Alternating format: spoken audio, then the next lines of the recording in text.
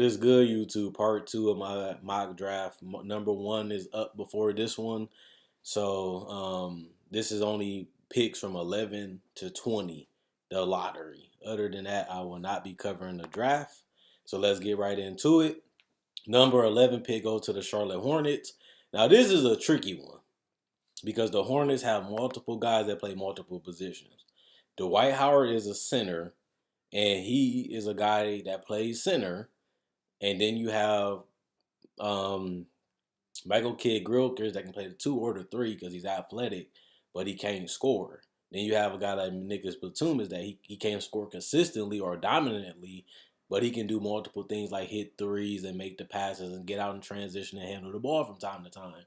But he's not elite at any of those aspects of his game. But at the same time, you still want to draft some great players for that position because you don't want a lottery pick to go to nothing. If honestly, I feel like the Hornets have been stuck in mediocrity. They made it to the playoffs, but wasn't really good enough to win a championship. And they're good enough talent-wise to make a run at the playoffs like they did this year, but they're not good enough to really make a run in the playoffs or even get out of the first round. So what I would do is try to rebuild. You're not going to win a championship with Kimball as your best player. You're not going to win a championship with Dwight Howard at this point being one of your best players. He's more better on a team that's contending for a championship that needs somebody to give him some toughness on rebounds. And Nicholas Batum, they gave him that deal, but we all know that Nicholas Batum has been an overpaid player at this point. He's versatile. He does a lot of things good, but nothing great. Scoring, passing, no matter what he do, even defensively, he's not great at anything. So to me, it's going to be hard to definitely trade those players under the contracts, probably besides Dwight Howard and Kimba, because his contract is decent. But it's going to be hard to definitely get on the right track when you don't have a lottery top 10 pick. But all you can really do is try to draft the best talent you can and, bank on work ethic and desire to get you to where you got to go. And, at that position that they're at, you're definitely going to have to try to get somebody that can come in and contribute right away. If not, it's going to be tough to even get close to a championship at this point. And that's the thing about, only reason why I said that, because there's a lot of teams that we're going to go over that they're in the problem of not being good enough to win it all and being too good to get a late pick, a early pick. So they can't get the top 10 picks, but they're good enough to make the playoffs or borderline good enough to make the playoffs, but they're winning too much to get a great player in that draft unless they get lucky and fly up the draft with the lottery. Now that the lottery is out, a lot of these teams getting players that either going to be who they are or they're going to be a bust or they're going to be underrated or overrated because of their draft position. So it's a lose-lose either way it go, but you rather have this pick than have nothing. And that's what I'm saying. At this point, Charlotte, you would think they would have learned by now to make the best out of the talent that they could get, but they haven't been able to do it. And there's other teams that if they didn't have the number one pick, they would honestly be in the same hole that Charlotte is in. So if I was Charlotte, I would definitely take best talent available, which would be Miles Bridges to some people. If not Miles Bridges, it would be Mikal Bridges. But if both of those are gone, you're going to have to go into either getting players for your bench like they did with Malik Monk, or you're going to have to try to grab any player that can possibly fit on your team as best talent available. So if Miles Bridges is available at 11, that's a guy that you definitely should get because you don't want to play a guy like Michael Kidd Grilkers at the 2 or the 3 when he can't score consistently. But you can still get some size and some athleticism out of Miles Bridges that can do a lot of good things, but you're going to be paying on a rookie scale, and he can come in and contribute right away and may make you more dynamic because he can actually score the basketball while still guarding his position, depending on who he guards. And we know the forwards in the East is not as bad as the forwards in the West. So He might not be able to stop LeBron, but that's a lot of value at 11 if you can get Miles Bridges. Now, if you can't get Miles Bridges, that's the problem. Because then you're going to have to get some guys that you really don't know enough or haven't seen enough. Or if you've seen them, they still got a little bit further to go. Or they at the age where they are what they are, and they only got so much ceiling to go. So if you can't get Miles Bridges, will be a beautiful pick at 11. They're gonna have to try to go for a guy at that power forward, small forward, shooting guard position, Kevin Knox. If not him, then probably Zaire Smith. I think they definitely should try to go for a forward or a guard to get more spacing on the court while still not giving up that much size on the defensive end.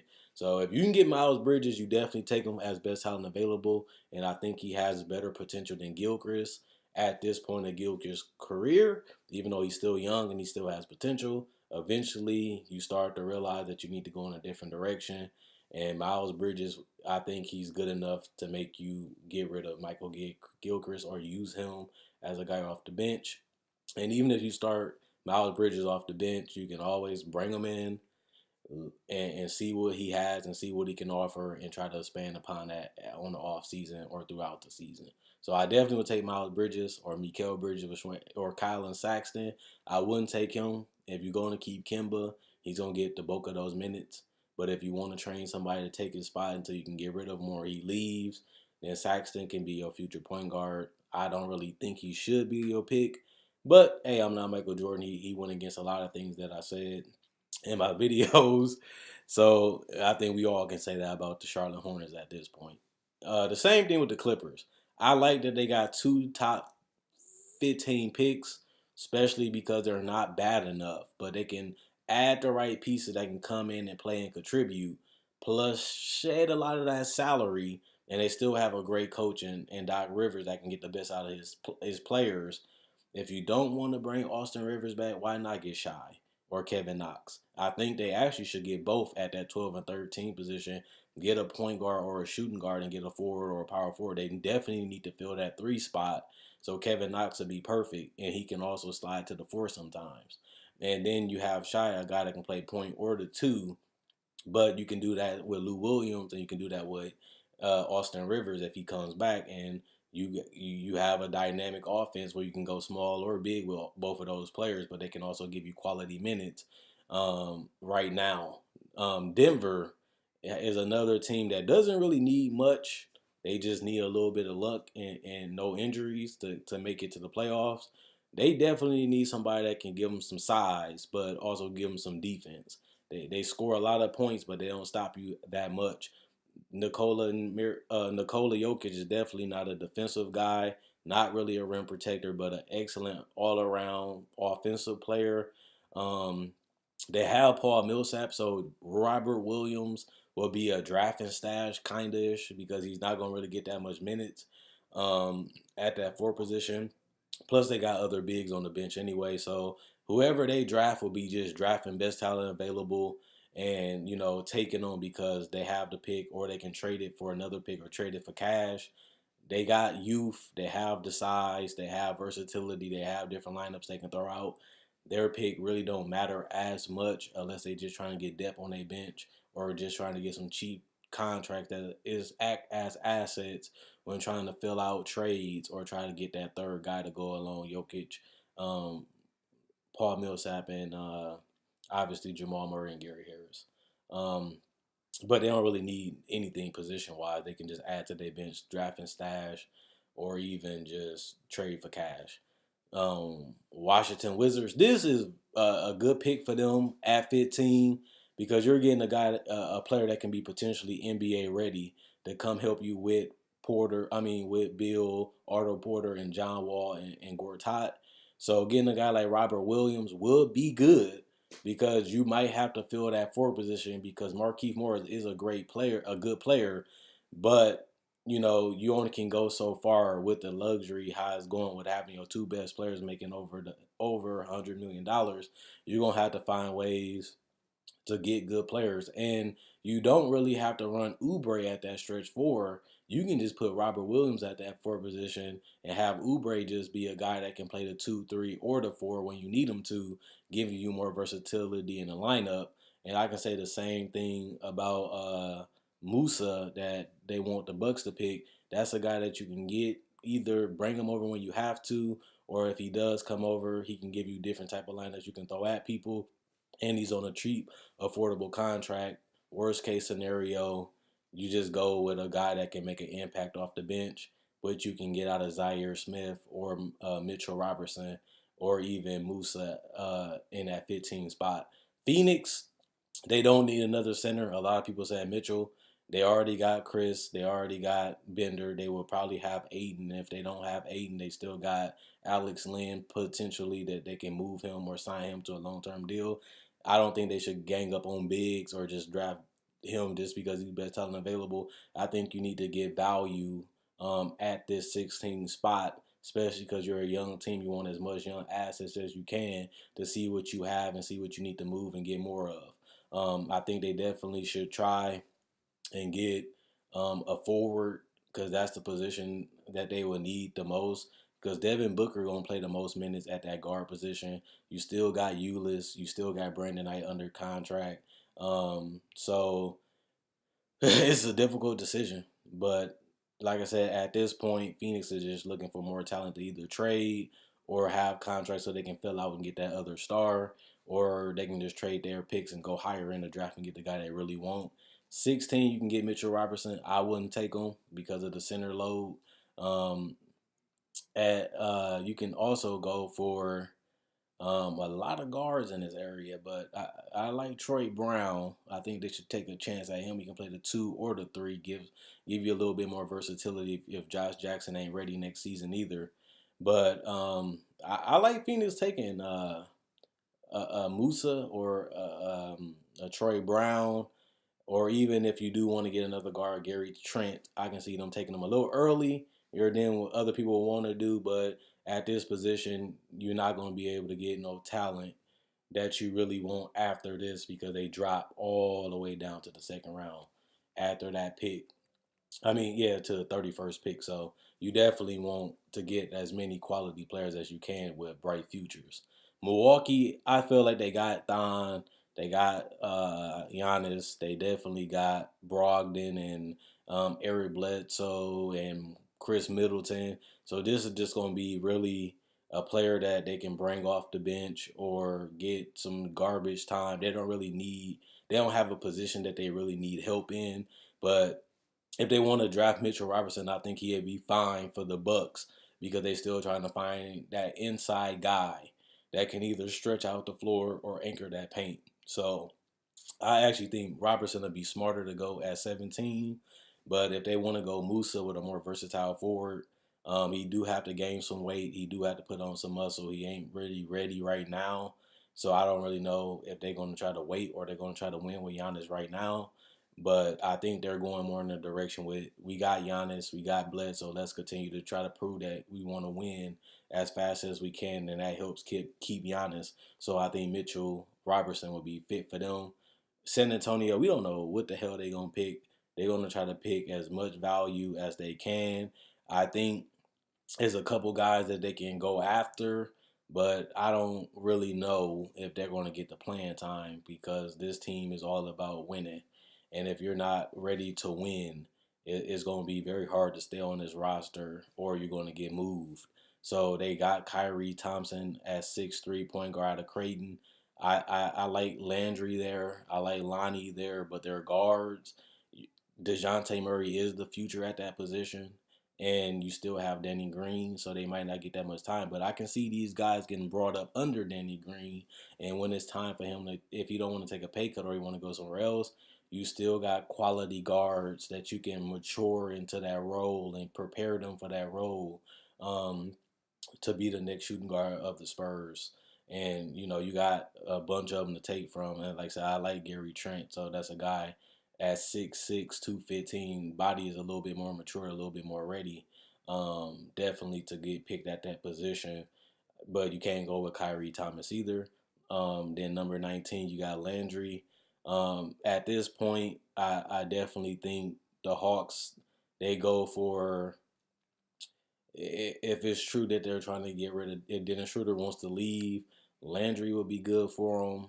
or even Aaron Holiday out of UCLA. A guy with potential, but need more polish, more time. Obviously, you're going a little backwards because you rather just keep Dennis Schroeder. But if he wants to leave, there's nothing much you can really do but either try to convince him or let him walk. So you have a lot of guards in this position. So I can see them trying to plug in either any guard at this position that they like the most. I can't really tell you who because at the end of the day, it's all about working them out and seeing their motor and seeing how they are and seeing do they fit the scheme and the direction this team going in for the future. Minnesota, they're not really going to use this pick. They do need to get some more bench depth, and especially with the cheap price that these rookies will come at that 20 spot.